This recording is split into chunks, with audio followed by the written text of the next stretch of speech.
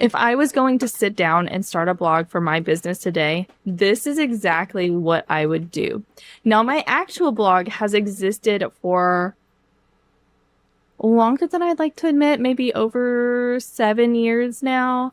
So I've been blogging for a hot minute, but things have changed and things are constantly changing. Search is shifting, and what makes good content rank and convert is completely different than what it was when I originally started back in 2018, 2019.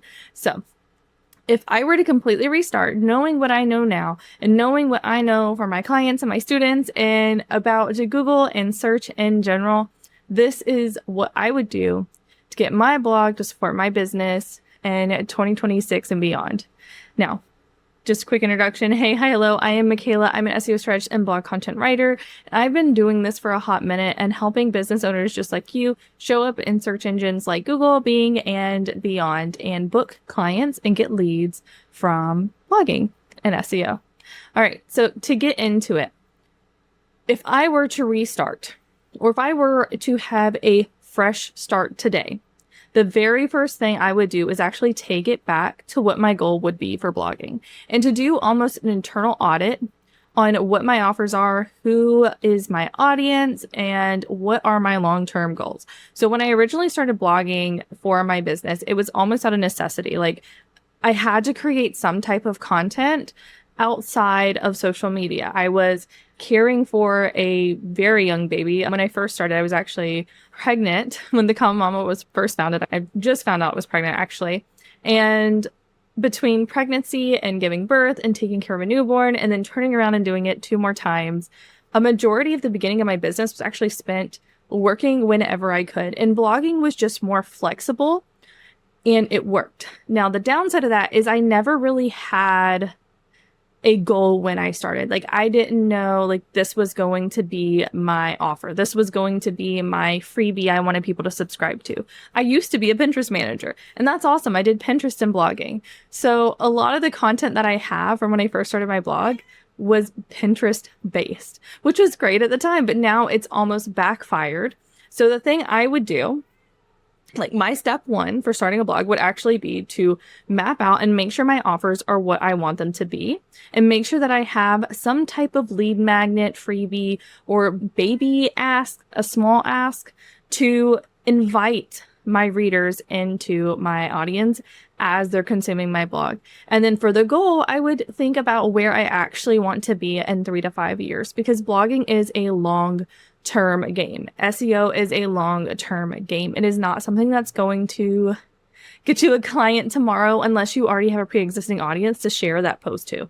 So if your goal is to eventually have bigger packages or sell the digital product you're working on, you want to make sure that your content is going to support that. And any changes that you're going to want to make to it, or say like come back in 5 years and be like, can I update this to fit my current offer suite? That's where your brain needs to be. So those original posts, the first post that you create, should still support whatever offer you're planning on having in 5, 6 years, so that you can just update for this specific offer and not like have to rewrite your entire blog. All right. So the second thing I would do is to plan my content out more. So when I first started, and I'm sometimes guilty of this right now, is literally just going to Moz or Mangles, which are keywords research tools, and looking for good keywords to write about that day. But for all my clients, and this is what I've done for years, like this has been the process, I plan out 3 months of content in advance. So I always know which post is coming out which day and how it's going to support the post that's going to go live from 3 weeks from now, or at the end of this 3-month batch of posting a blog post weekly. But I'm literally so bad about it myself. But that would be the second thing, is just sitting down and building out that content calendar and making sure that I have keywords, that I have an idea of what I want to write about, and that it does come back to that offer and that offer suite or the freebie that I want people to sign up for, that I'm asking people to sign up for. All right. So the next thing And there's only a few things on the list, I promise. So the third thing that I would do is do a poll of my audience, even if I had like a baby audience.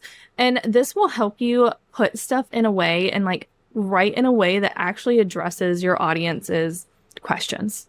Like, we as experts in what we do get in our own head about how people are asking things when they're not actually asking using those words or that verbiage.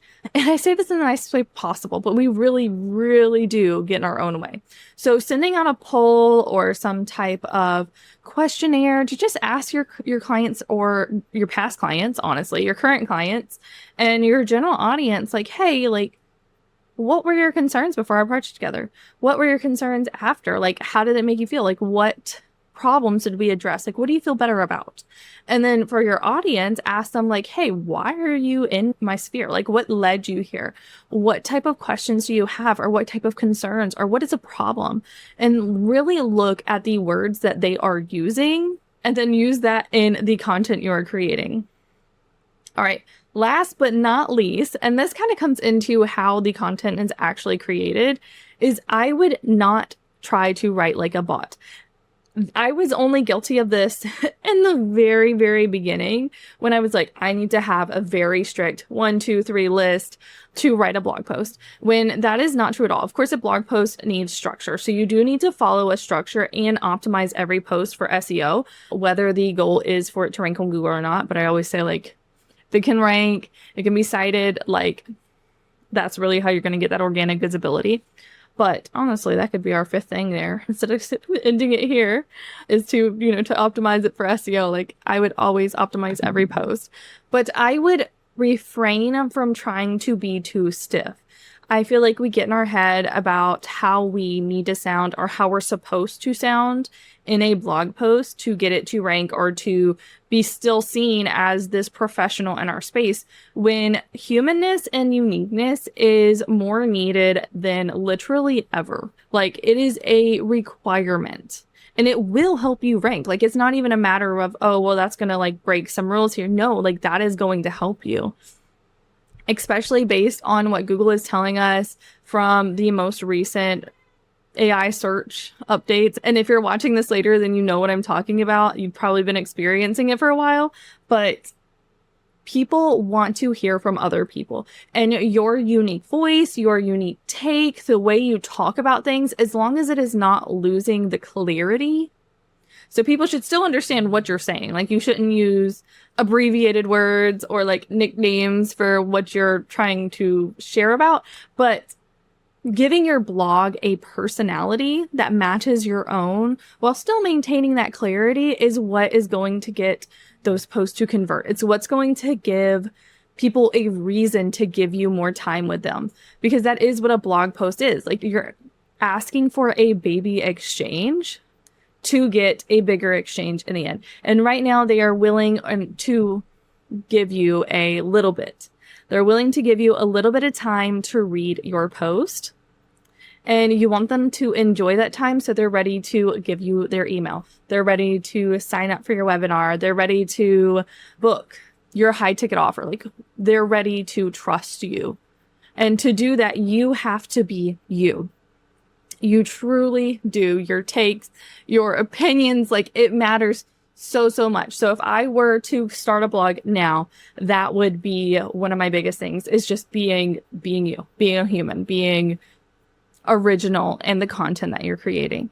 But yeah, so I'm going to end that here. I'm sure there were so many other things that I could get into, like the SEO thing, like making sure that every post is in fact optimized for SEO, and that SEO does not mean that it has to be boring or vague or like bland. That's not true. But if you are starting a blog, I do recommend, highly recommend, downloading my free blog post checklist. It's a before you write, when you write, and after you write SEO checklist for making sure that you are optimizing your content, so that while you're writing this super good, human-y, personality, question answering content, that you are still being friends or playing nice with search engines, so you can get found by people who are searching for exactly what you're writing about. And exactly what you do, just they haven't seen you yet. So this is what gets you found. That is in the description down below. Don't forget to hit like and subscribe and leave a comment to ask a question. That's what I'm here for. But until next time, bye.